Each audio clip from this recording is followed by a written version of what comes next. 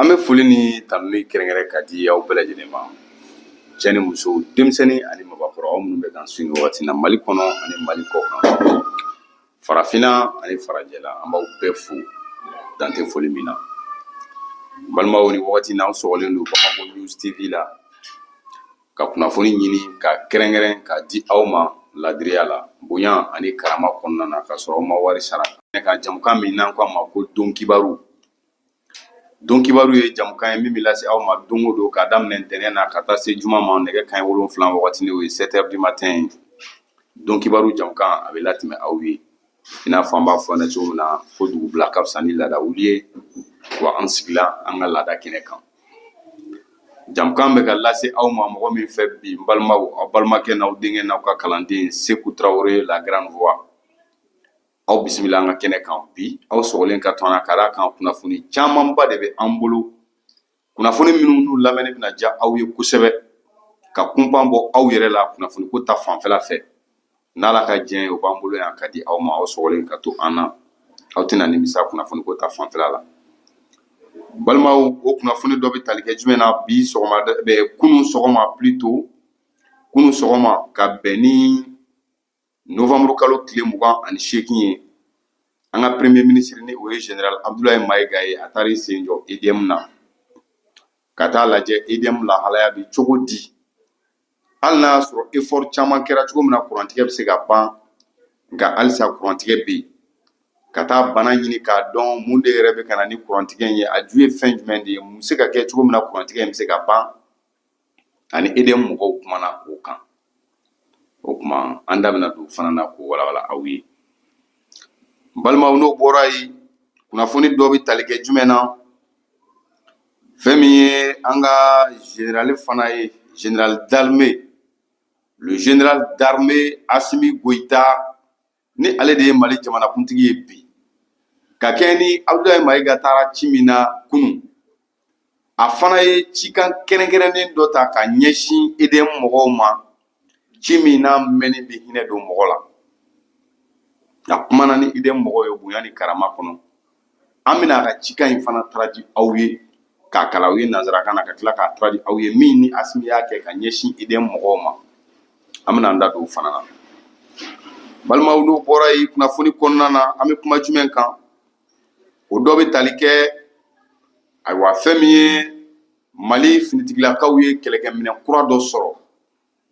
A bɛ tali kɛ drone de la. O drone yɛrɛ nafa ye jumɛn ye? A bɛ cogo di? A bɛ taa kilomɛtiri joli la? A bɛ doni hakɛ jumɛn de ta maramafɛn juguw la? An bɛna an da don o fana na k'o walawala aw ye. Ani kunnafoni caman wɛrɛw balimaw, aw sɔgɔlen ka to Bamako News TV la. Aw tɛna dusukasi sɔrɔ kunnafoni ko ta fanfɛla la. Yanni an ka don, an bɛ dugawu kɛ jamana ye. Ka d'a kan bi ye juma ye, bi ye bonya don ye, bi ye karama don ye. O kuma an b'a ɲini jamanadenw fana fɛ, an balima silamɛw, u bɛna taga juma seliw la, u ka dugawu kɛ jamana ye. Ka d'a kan jamana in mago bɛ dugawu la bi. Jamana in mago bɛ dugawu la. Gɛlɛya minnu bɛ an kan, lakanabaliya gɛlɛya, dumuniko gɛlɛya ani banako gɛlɛya, olu minnu bɛ jamanadenw kan, olu bɛ se ka ban cogo min na. O kuma an bɛ wele bila diinɛmɔgɔw ma, n'u ye jumaw seli kutubaw la, u ka dugawu kɛ jamana ye. Ka d'a kan jamana in yɛrɛ bɛ dugawu de bolo koyi. An ye gɛlɛya minnu ye ka don ni wo ninnu kɔnɔ ka tila ka bɔ, jamana ko ma ban, an yɛrɛ bɛ balo la. Hali n'a y'a sɔrɔ an bɛ tɔɔrɔw sɔrɔ mais an bɛ balo la. An bɛ Ala tanu, an b'a fɔ alihamudulilayi. O tɛ foyi ye ni masa jalaki bali nɔ tɛ. Donc o hukumu kɔnɔna na an b'a ɲini diinɛmɔgɔw fɛ, alimamiw, u ka dugawu kɛ jamana in ye ka caya halisa. N'o kɛra a ka ca Ala fɛ ko caman bɛ yen, olu bɛ nɔgɔya.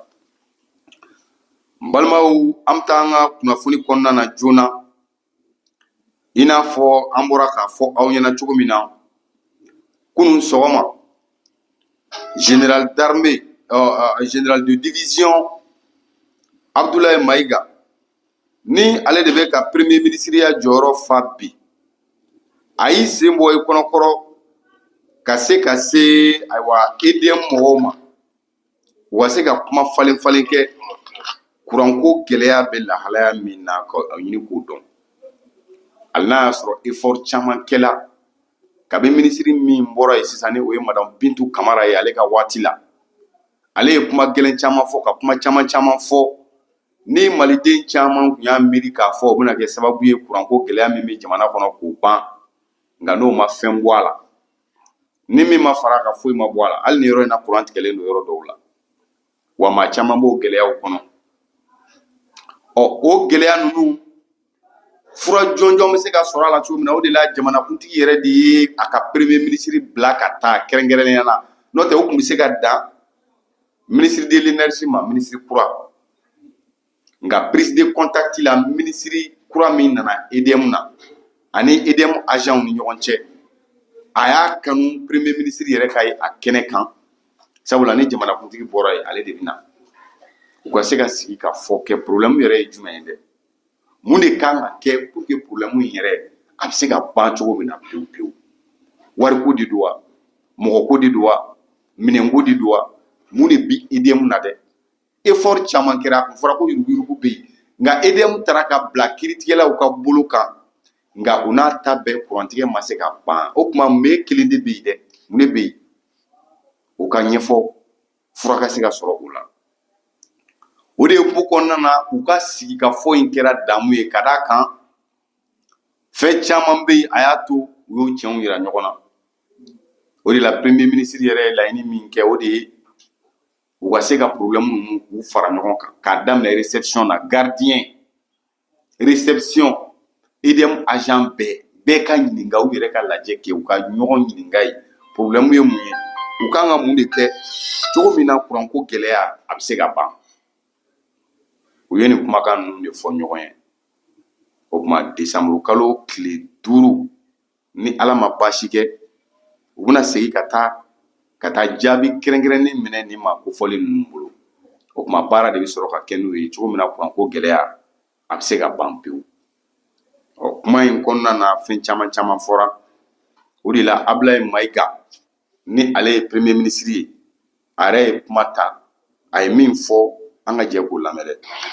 Mesdames et messieurs, avant d'entendre mes propos, je voudrais délivrer un message de son Excellence le général Kassim Gouta, président de la transition chef de l'État de la République du Mali. Message dont la finance, à tout le personnel dont la finance isolé de la société, je suis certain que vous êtes bénis par la souffrance des Maliens vivant la crise énergétique, population qui ne représente que vos pères, vos mères, vos frères et sœurs et vos enfants. La seconde certitude, le client étant roi, j'entends la frustration d'une partie de la clientèle qui pense que la société a échoué. Je ne partage pas le constat de l'échec du DMSA qui regorge suffisamment de compétences faisant la fierté de notre pays. Enfin, je demeure convaincu que la réponse à la crise énergétique ne viendra que de vous. Je place ma confiance totale en vous tous. Kourouba, le 27 novembre 2024, le général Dalmas Mekota, président de la transition, chef de l'État.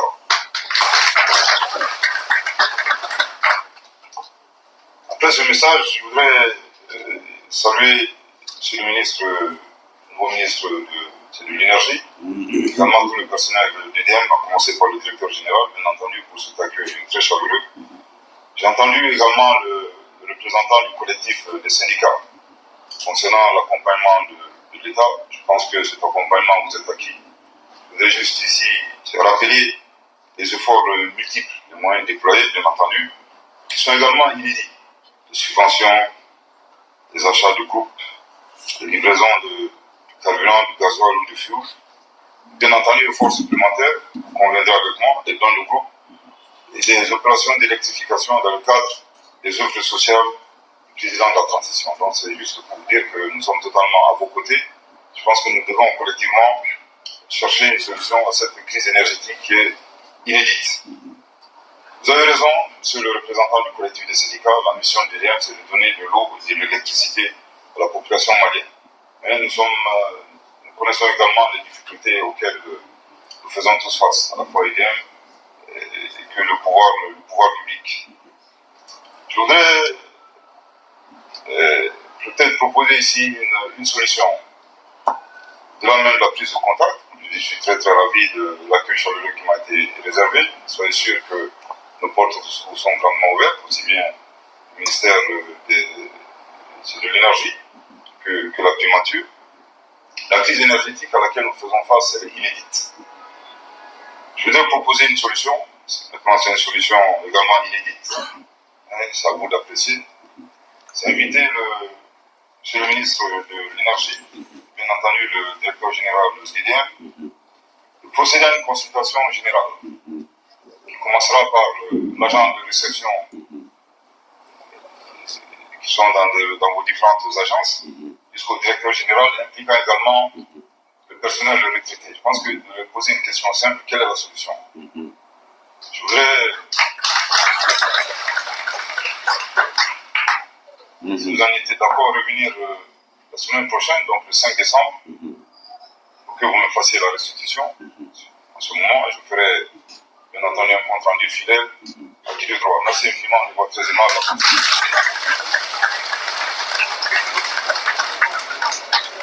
Mais, ma banao. Merci bien, excellence. Voilà, bon, Balmao, je pense que Aubora a kuma informé. Général de division Abdoulaye Maïga Bora a kuma min fo sisan.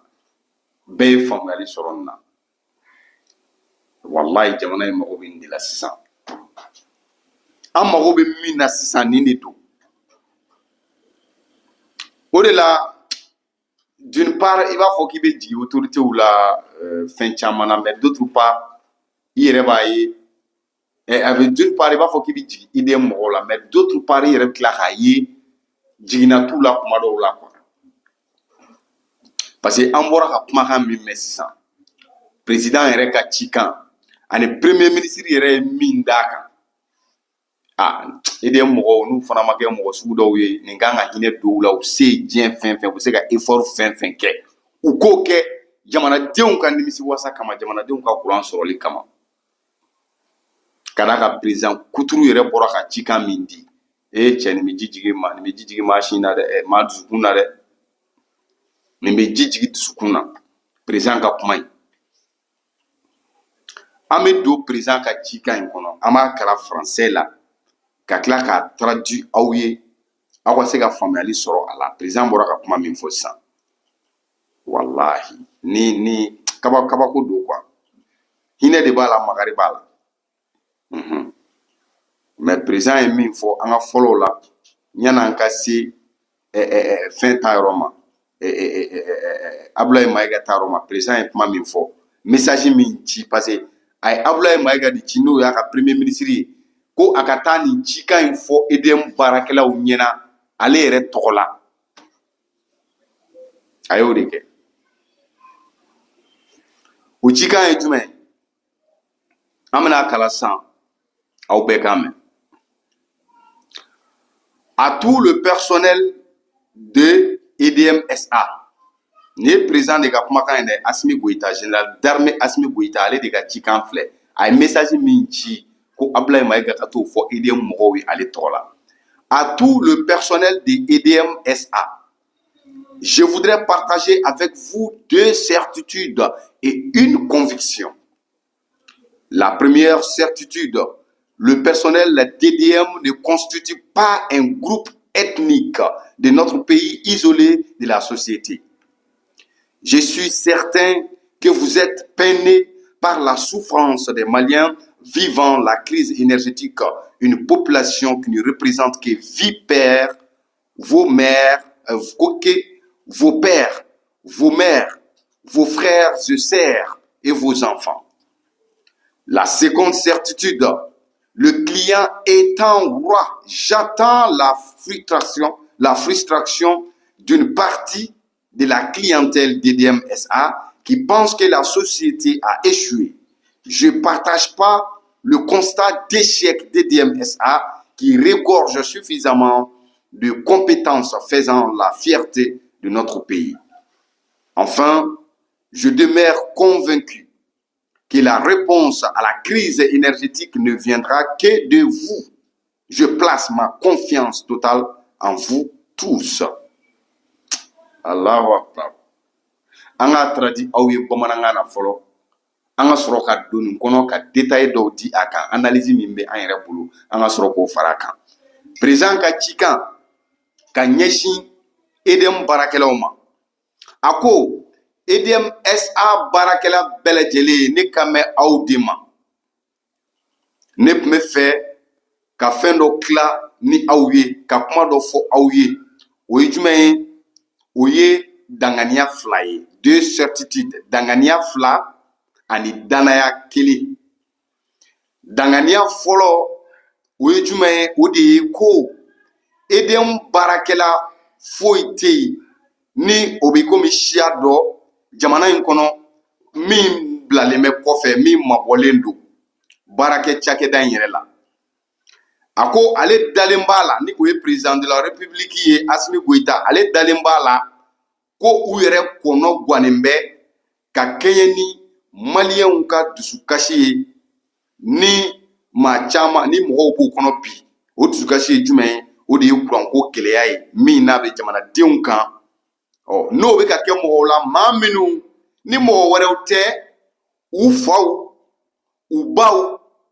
u balimaw, u balimakɛw, u balimamusow, walima u dɔgɔkɛw. Kuranko gɛlɛya bɛ olu de kan. Ko ayiwa, ale ka danganiya filanan o ye jumɛn ye? Clients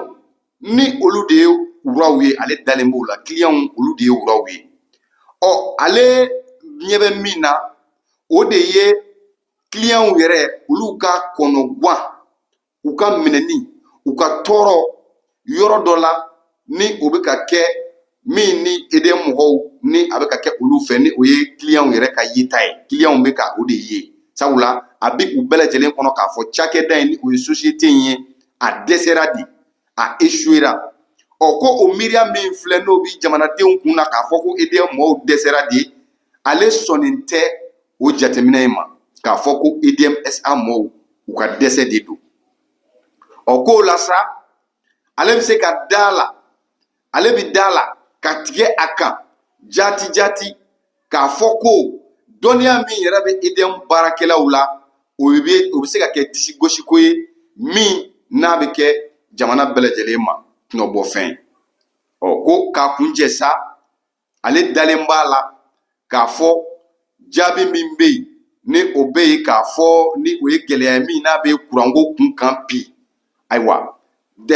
ale dalen b'a la cɔ k'a fɔ jaabi kɛrɛnkɛrɛnnenw bɛna sɔrɔ, fura kɛrɛnkɛrɛnnenw bɛna sɔrɔ kurantigɛ in na, ka d'a kan ale ka danaya o dalen bɛ u kan fo ka se a kuncɛ la. Danaya belebele yɛrɛ de o dalen b'u kan fo ka se a laban na. Donc a dalen b'a la k'a fɔ fura jɔnjɔn bɛna sɔrɔ EDM mɔgɔw bolo ka ɲɛsin Mali kuranko gɛlɛya ma. Nin de ye EDM mɔgɔw, nin de ye EDM mɔgɔw u ye cikan min sɔrɔ ka bɔ jamanakuntigi yɔrɔ ni o ye général d'armée Asimi Goïta ye. Mais a bɔra ka min fɔ nin ye Wilibali de ye. Bon, a bɔra ka nin kumakan min fɔ, nin fana bɛ mɔgɔ jigi sigi. Nin ye kuma ɲɛnama de ye ni mɔgɔ bɛ se k'a fɔ, ni mɔgɔ bɛ se ka tigɛ a kan. Ka d'a kan nin ni musokɔrɔba ta ma kɛ kelen ye. Madame Bintu Kamara, musokɔrɔba, yɔrɔ ko in tun bɛ niveau min na, ale tun ye ko ni dusu ta. Ale tun ye ko in ni dusu ta. Mais a faamuna jamana ɲɛmɔgɔw yɛrɛ de fɛ k'a fɔ ko in tɛ se ka dilan ni dusu ye. Kaso tɛ a solution ye. Kaso t'a solution ye. Kuma jugu fɔ ɲɔgɔn ma o t'a solution ye. Fɛn caman caman wɛrɛ o t'a solution ye. O tɛ se ka kɛ sababu ye ka kurantigɛ in ban. N'o tɛ ni dusu don, dɔw minɛna ka datugu, opérateur datugu la, dɔw bɔra ministériya la ka tila k'u datugu. A fɔra ko sterling dɔw tunna 50 ni joli, enquête dayɛlɛ la ka fɛn caman caman wɛrɛ kɛ. Mais o bɛɛ kɛra, mais halisa kurantigɛ ma ban. Donc cela veut dire que an bɛ ka bana in furakɛ ni fura min ye o de t'a fura ye. An bɛ ka a tɛmɛ sira min fɛ pour que fura bɛ se ka sɔrɔ bana in na o de t'a sira ye. Donc il fallait changer la manière de guérir la maladie, qui est la crise énergétique. Donc cela veut dire qu'ils avaient choisi la voie qu'ils avaient choisie pour solutionner le problème n'est pas la bonne voie, n'était pas la bonne voie du tout. Donc il fallait un changement de cap, un changement total de la voie. Donc pour remédier la crise. Donc au début c'est Nathan. Oui, tu m'as. Cela veut dire que parce que n'y a un président il faut président mais qu'à délier parce que président a ira qu'à fort. Aller dans les mêmes fondamentaux de là quoi. Ailleurs il faut qu'à dans les mêmes là. Gélé bi malien ou kakurango là. Oui tient de yé. Wa. Au kurango gélé bi na bi malien ou ka. Malde on ira ka yeta kelen be jumɛn de ye gélé nga o de ye k'a fɔ ko idem barakɛlaw u ka dɛsɛli yɛrɛ u échouera. U ti se. A fura t'u bolo kurantigɛ in a ka se ka ban. Président ko o miiriya de bɛ malidenw kunna wa tiɲɛ de don dɛ o miiriya de bɛ malidenw kunna malidenw ka miiri la ninnu dɛsɛra de ka kuran di mɔgɔ ma o échouera. Donc président de ko ale tɛ se ka da o la hali n'a y'a sɔrɔ malidenw ka miiriya y'o ye wa u kan ka miiri ten fana o ye tiɲɛ de ye malidenw kan ka miiri ten nka ale président ale Asimi ale ma da la ale sɔnnen t'a ma ale tɛ se ka da la fiyewu k'a fɔ ko EDM dɛsɛlen de don a ka dɛsɛ a ka kɛɲɛ a ka dɔnniya baliya o de bɛ ka kɛ sababu ye ka kurantigɛ di mɔgɔw ma k'ale ma sɔn o ma. O de la a ko kuran dun bɛ ka tigɛ mɔgɔ minnu na il faut que EDM k'a dɔn maa wɛrɛw tɛ dɛ Tchadiens tɛ Béninois tɛ Ukrainiens tɛ nka jɔnw don malidenw de don wa EDM baarakɛlaw u yɛrɛ somɔgɔw don koyi u faw u baw u balimakɛw u balimamusow ani u denw. Kuran in bɛ ka di olu de ma wa olu yɛrɛ ka kuma fɔta de filɛ ta k'u dɛsɛlen don. Président ko ale ma sɔn o ma. O la dun président ko ale dalen b'a la cɔcɔcɔ k'a fɔ n'a jara EDM mɔɔw ye n'a bɛnn'u ma k'u sɔnna kuranko gɛlɛya ye u bɛ se k'a ban suko ani dugusajɛ cɛ ko wa ale dalen b'a la k'a fɔ ale ka nin kuma in kɔfɛ kuranko gɛlɛya a bɛna ban Mali kɔnɔ. Mais nin diyara n ye. Mais ni nin kɛra président yɛrɛ ka kuma ye nin diyara n ye nin de ka ɲi nin ni kuma fɔlɔ tɛ kelen parce que ne ye fɛn dɔ de fɔ ne m'a fɔ n ko yuruguyurugu tɛ kɛ EDM na n m'a fɔ n ko madame Bintou Camara ye kuma min fɔ n ko tiɲɛ tɛ ou bien tiɲɛ don ne ka kuma kan t'o ma nka moi je sais quand même je suis convaincu je suis persuadé que kɛlɛ dɔ bɛ yen n'i labɛnnen t'a kama i sen bɔ a la n'i ko k'i b'a kɛ o de k'a ka ɲɛni kɛ a bɛ kɛ tiɲɛni jugu de ye hali n'a y'a sɔrɔ tiɲɛ b'i bolo. Hali n'a y'a sɔrɔ i ta ye tiɲɛ ye kɛlɛ dɔw bɛ yen n'i labɛnnen t'a kama a dabila i sen bɔ a la pewu marifa t'e bolo e bɛ taa k'e bɛ taa tere-terew kɛlɛ i bololankolo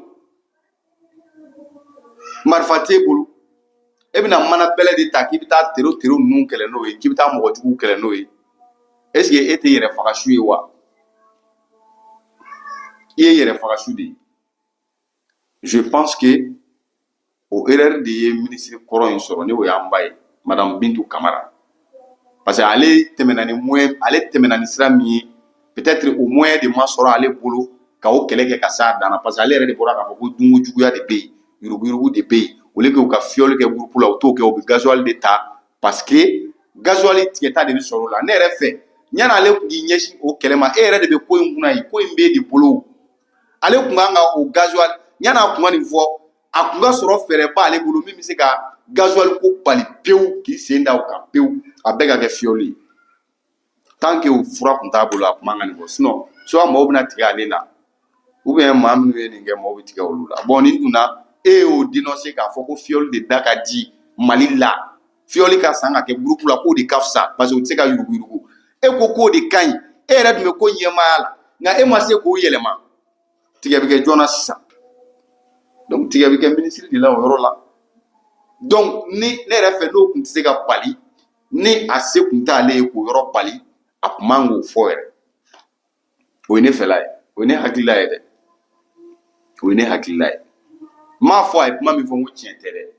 ou bien tiɲɛ don n kan t'o ma nka n'a a fanga kun t'ale la k'o ko bali ne yɛrɛ fɛ a kun man k'o fɔ parce que ale kɛlen k'o fɔ tan e dun bɛ ko yɛrɛ ɲɛ ma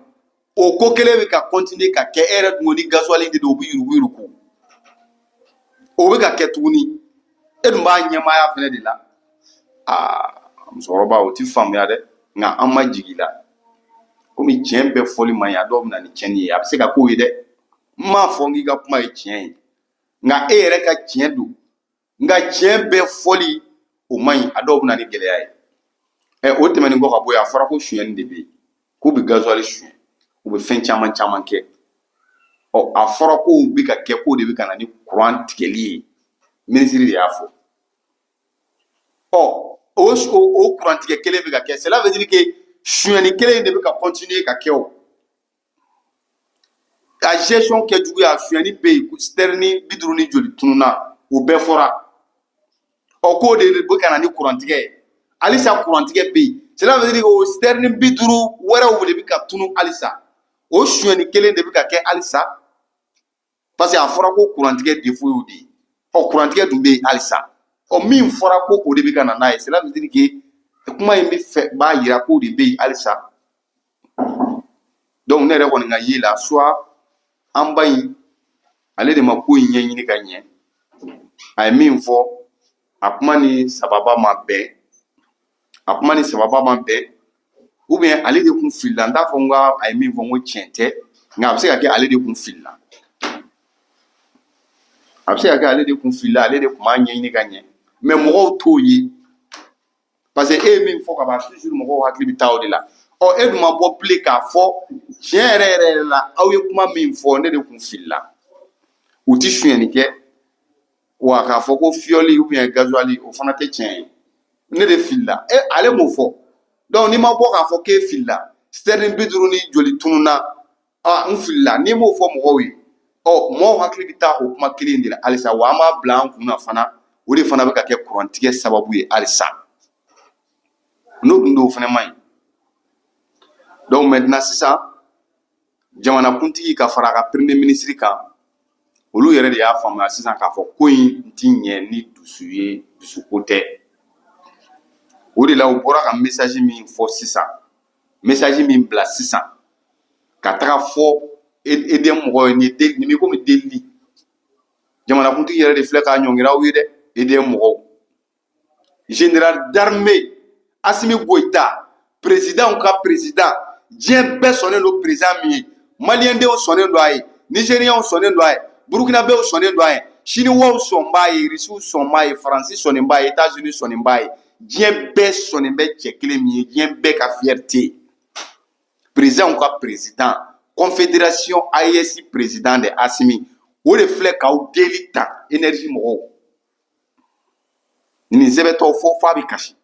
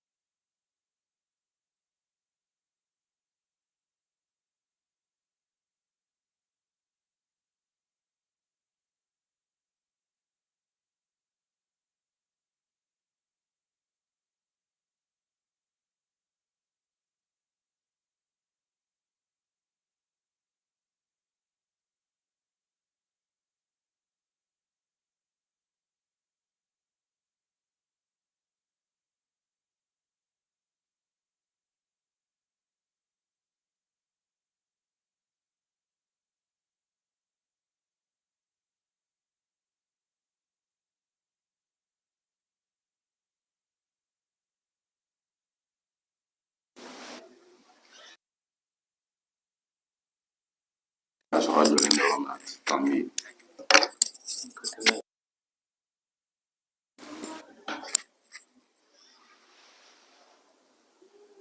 A bɛ ka taa. Mais nin fana bɛ ka client de o de faamu. O kɔrɔ ko batterie t'o fana na. A baara la. A banna min sɔrɔla an ka dɛmɛ ou bien ka micro bɔ a la an b'a tɔ kɛ a jala. Iyo a baara nin to yen sa nin bɔ i ka micro k'a la nin tɛ ko ɲɛnabɔ ye an bɛ. Voilà a bɛ ka taa yɔrɔ. Voilà donc a y'aw miiri président yɛrɛ ka gɛlɛya la aw ka baara in kɛ n'o ye quoi an ka ɲinɛ kɔrɔlen bɛɛ kɔ i n'a fɔ n y'a ɲɛfɔ aw ɲɛna cogo min na premier ministre ye min fɔ baara ka kɛ n'o ye o ye jumɛn ye ko décembre kalo tile 5 u sigilen bɛ ka jaabi makɔnɔ o jaabi ye jumɛn ye gɛlɛya min bɛ kuranko la k'a daminɛ réception na gardien ka na réception ka taa directeur la agent technique ni fɛn bɛɛ aw ka kuma problème yɛrɛ ye min ye aw de b'a dɔn aw ka problème ɲɛfɔ cogo min na fura jɔnjɔn bɛ se ka sɔrɔ a la donc o de laɲininen don o de fɔra wa fura foyi ti fɛn in na n'o tɛ parce que mɔgɔ bɛ ɲinɛ fɛn dɔ de kɔ quoi n y'a bila yɔrɔ min na n b'o ta ye aw faamaw tɛ se ka fisaya ka tɛmɛ jamanadenw kan fo lamɛnni de ka kɛ faamaw tɛ se ka bonya ka tɛmɛ jamanadenw kan n'i y'a mɛn faama n ko aw bɛ yen dɔw de kama n'o tɛ ni jama bɔra aw kɔ sisan aw bɛ tɔgɔ wɛrɛ bɛ fɔ aw la min tɛ nin si ye voilà donc n'i y'a mɛn président n'i y'a mɛn ministre jama dɔ de bɛ yen aw bɛ olu de gouverner o donc aw tɛ se ka bonya n'o mɔgɔ ninnu ye ni mɔgɔ bɛ bonya ni mɔgɔ ye olu de ka bon ni aw ye sira dɔ kan an bɛ se k'a fɔ ten olu de ka bon ni aw ye parce que olu de jɛra ka fara ɲɔgɔn kan ka da aw la k'a fɔ ko aw de hakili ka ɲi aw de kunkolo ka ɲi aw de ka miiriya ka ɲi aw de ka siraw jɛlen don n'aw ko min mɔgɔ miliyɔn joli joli olu bɛɛ bɛ sɔn o ma o ye bonya ye koyi o ye karama ye dɛ o ye karama ye dɛ donc ni jamanadenw dalen tɛ aw la jamanadenw tɛ se ka o kɛ aw ye bon mɔgɔ minnu b'o kɛ aw ye aw tɛ se ka bonya ka tɛmɛ olu kan o de la f'aw ka lamɛnni kɛ bon o lamɛnni sira min n'aw y'o dayɛlɛ bi moi je pense que jaabi min bɛna bɔ nin na Mali kuranko gɛlɛya nin y'a bantɔ de fo n'a fura t'u bolo fo n'a fura ti EDM bolo ni kuranko in fura kɔni bɛ EDM bolo nin y'a furakɛtɔ de ye o nɔgɔ ka bɔ bɛɛ la balimaw an bɛ taa yen to ka nin jateminɛ nin kana jɔ dɛ ya to ka nin jateminɛ a kana jɔ quoi donc an bɛ taa ɲɛfɛ joona badenw an bɛ don sujet wɛrɛ kɔnɔ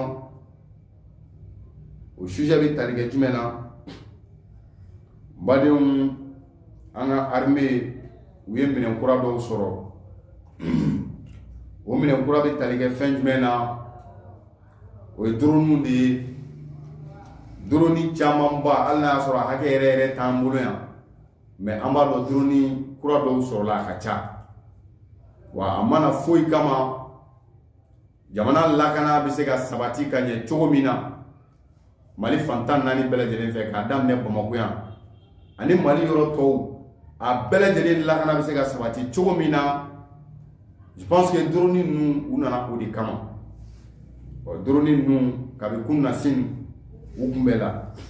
wa a kɛra bonya ani karama dan bɛɛ lajɛlen ka d'a kan a réception kɛra an ka ministre yɛrɛ fɛ min ka baara ɲɛsinnen don défense ma ni o ye Sadio Kamara le ministre de la défense et des anciens combattants a yɛrɛ tun bɛ kɛnɛ in kan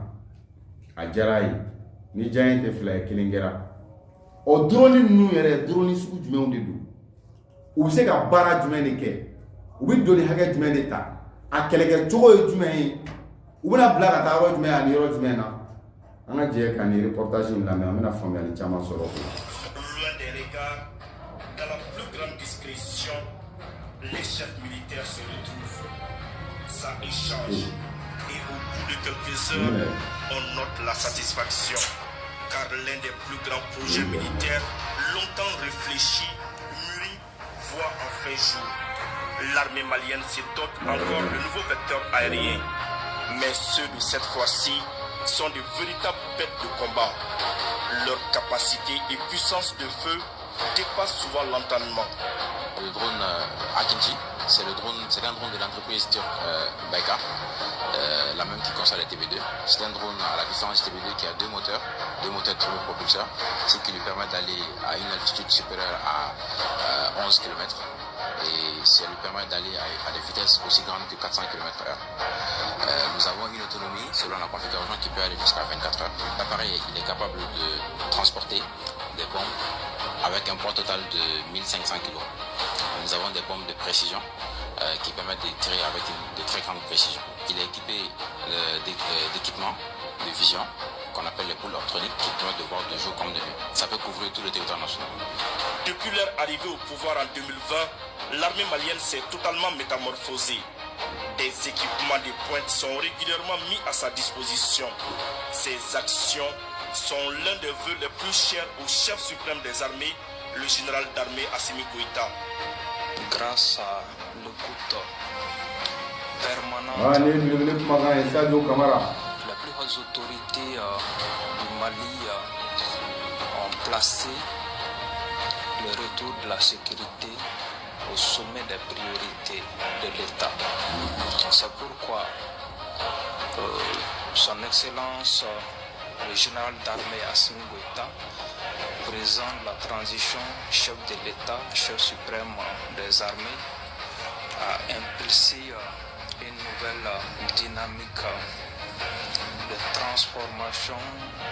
et de montée en puissance des forces armées maliennes. Grâce aux nombreuses acquisitions, tous sophistiqués, les uns plus que les autres, l'armée malienne a franchi des paliers inattendus, consolidant ainsi sa place dans le groupe des armées modernes. Aujourd'hui, avec ces nouveaux appareils acquis sur le budget national, nous franchissons un nouveau cap, toujours plus déterminé à ramener la paix dans notre pays. Nous œuvrons à étendre le maillage territorial et à trouver et neutraliser d'éventuelles menaces à n'importe quel point du territoire national. Je félicite le chef d'état-major général des armées pour l'engagement et l'esprit de sacrifice que les femmes montrent au quotidien. J'encourage les équipages et le personnel exploitant de ces appareils à en faire bon usage et à les maintenir dans les meilleures conditions et de donner au peuple malien les résultats qu'il attend de ces appareils. Fin 2024 annonce de belles perspectives pour les forces armées maliennes,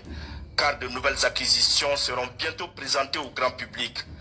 Mises à jour, modernisées, les FAMA seront encore plus efficaces au sol, dans les profondeurs des eaux et dans les airs. Ouverture de la toute première merci, semaine. c'est bon, c'est à 20 ans. D'accord, je pense qu'il y a un ministre qui m'a la sisan. Ni voyez Sadio Kamara ye. A bɔra ka min fɔ sisan, I n'a fɔ an yɛrɛ bɔra ka ɲɛfɔ an na cogo min na, minɛn kura dɔw de nana. Minɛn kura ninnu bɛ tali kɛ drone de la. Drone yɛrɛ, n balimaw, k'a fɔ aw ɲɛna, drone a moteur ye fila de ye. Moteur fila de b'a la. Donc ni ɲɔgɔnna tun tɛ Mali bolo fɔlɔ. Sous-région bɛɛ Madala ni ɲɔgɔnna bɛ jamana bolo. Madala n'a ɲɔgɔnna bɛ jamana bolo fɔlɔ sous-région in bɛɛ. An ye drone minnu sɔrɔ. drone moteur fila de b'a moteur fila o ma kala kun fɛ dɛ parce que drone filɛ nin ye a bɛ se ka kilomètre min boli o bɛ se kilomètre 10 ani a janya a bɛ se ka yɛlɛ ka se hakɛ min ma o ye kilomètre 10 ani 1 ye ka bɔ dugu ma ka yɛlɛ sanfɛ kilomètre 10 ani kilomètre 1 a bɛ se ka yɛlɛ fɔ sanfɛ fo hakɛ mun a ti ye yɛrɛ aw yɛrɛ t'a ye yɛrɛ aw ɲɛden ti d'a kan kilomètre 10 ani 1 a bɛ se ka yɛlɛ ka taa sanfɛ fo hakɛ o tɛmɛnen kɔ ka bɔ yen drone bɛ se ka 400 km par heure a boli a vitesse y'o de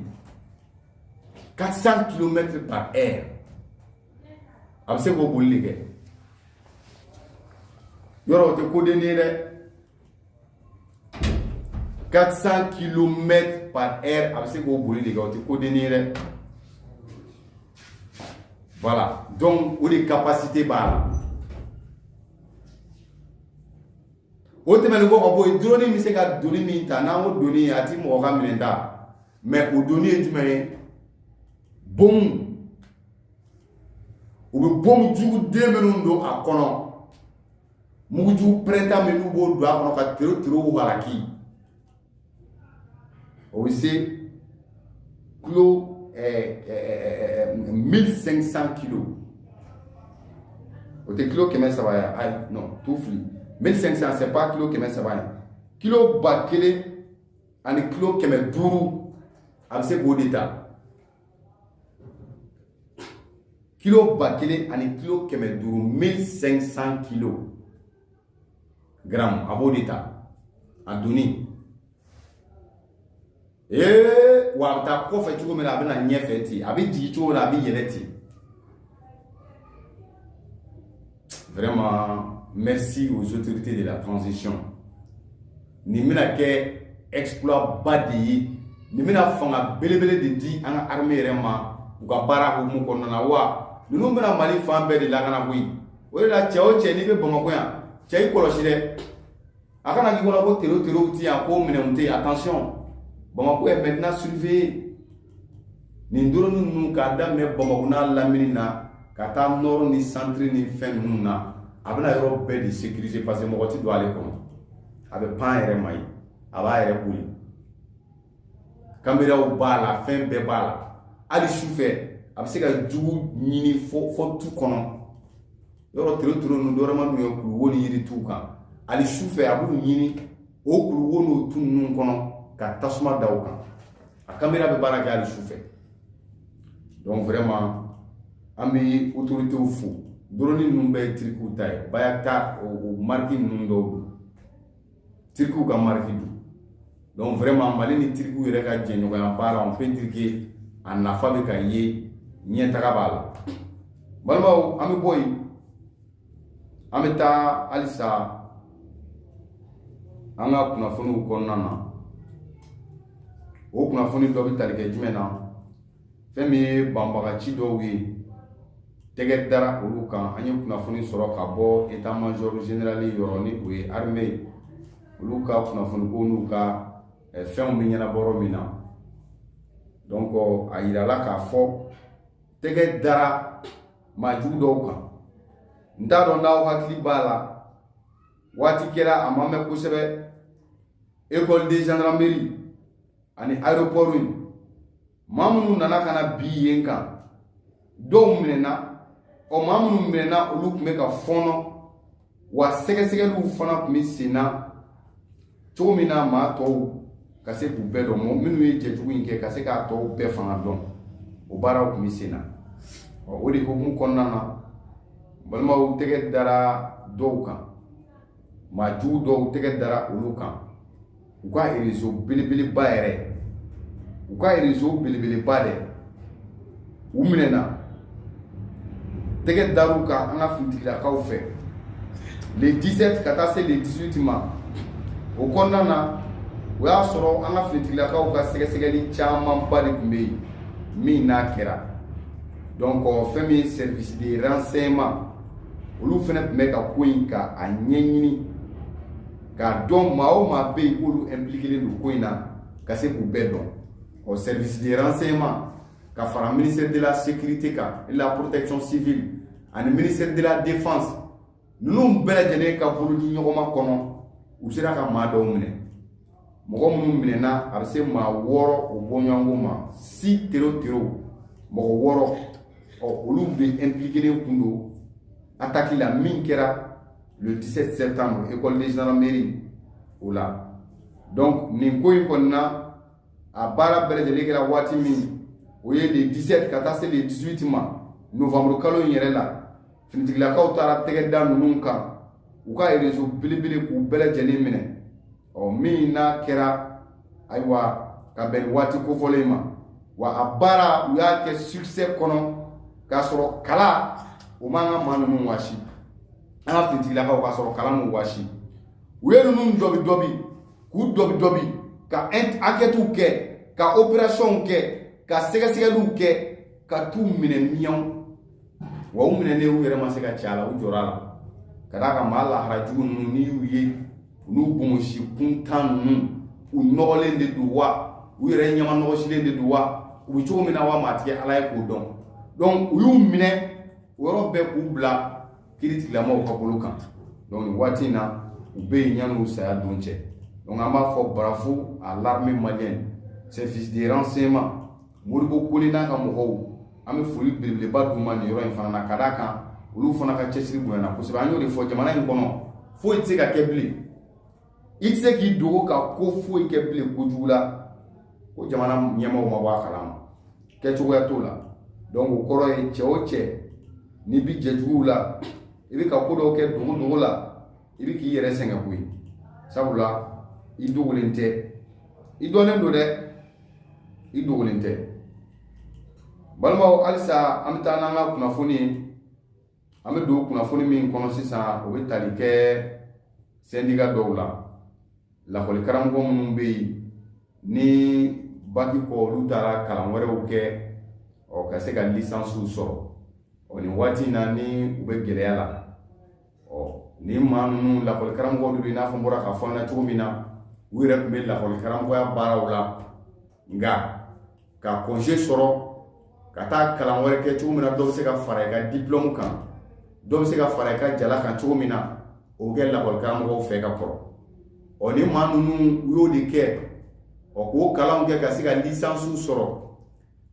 sɔrɔlen olu kan ka bila ka taa fan wɛrɛw fɛ ka dɔ fara u yɛrɛ ka kalan yɔrɔ u bɛ kalan kɛ yɔrɔ minnu na o hakɛw k'o yɛlɛ nka o de ma se ka kɛ o de kun kɔnɔna na ni maa ninnu dɔw kɛra jɛkulu ye n'an ko a ma ko syndicat dusukasi dɔw b'o la u ye o laseli kɛ cogo min na jamana ɲɛmɔgɔw bɛ se ka bɔ a kalama ni o ye point de presse ye u ye min sɔrɔ ka fɔ an ye an ka jɛ k'o dɔ lamɛn. Ka foli d'a ma an ka bi don sɔn bi nin waati kɔnɔ an ye ɲɔgɔn sɔrɔ yan jɛkulu tɔgɔ la ekɔli karamɔgɔw ka jɛkulu an b'a fɔ mun ma SYNDPL o ye baaraw nun dɔ bi ka hukumu kɛ fɛn caman ye o de communiqué kun kalanna tubabukan na nka an bɛna a kumabaw ta an ka todunkan na walasa mɔgɔ caman ka se ka faamuyali sɔrɔ a kɔnɔko la o ye an ka jɛkulu yɛrɛ communiqué fɔlɔ ye ani o communiqué bɛ a ju sigi fɛn caman kan n'o bɛ ta an ka sariya sunba la ka taa mali yɛrɛ cakɛda sariyasunw na ani sariyasun minnu bɛ baara kɛ ekɔli karamɔgɔw yɛrɛ kun kan o sariyasun bɛɛ fɔlen don a communiqué kɔnɔ ka laban ni mun ye an ka jɛkulu ye assemblée générale laban mun kɛ o kɛra uti kalo tile fɔlɔ o yɛrɛ don mɔgɔ minnu tun bɛ o jɛkulu kɔnɔ o assemblée kɔnɔ olu bɛɛ ye a laɲini kɛ ko an ka jɛkulu yɛlɛmɛ ka kɛ jɛkuluba ye ka kɛ syndicat ye walasa an ka se ka kuma ekɔli karamɔgɔw tɔgɔ la o ekɔli karamɔgɔw fana ye jɛkulu jumɛn ye a bɛ fɔ mun ma détenteur de licence mɔgɔ minnu bɔra duguma kalansow la ka taa dɔ fara u ka kalanw kan olu de ko don a caman bɛ yen nɔ gɛlɛya caman ye donna baara kɔnɔna na ka sababu kɛ u tilalen kalan na u taa yɔrɔ o kɛra gɛlɛya ye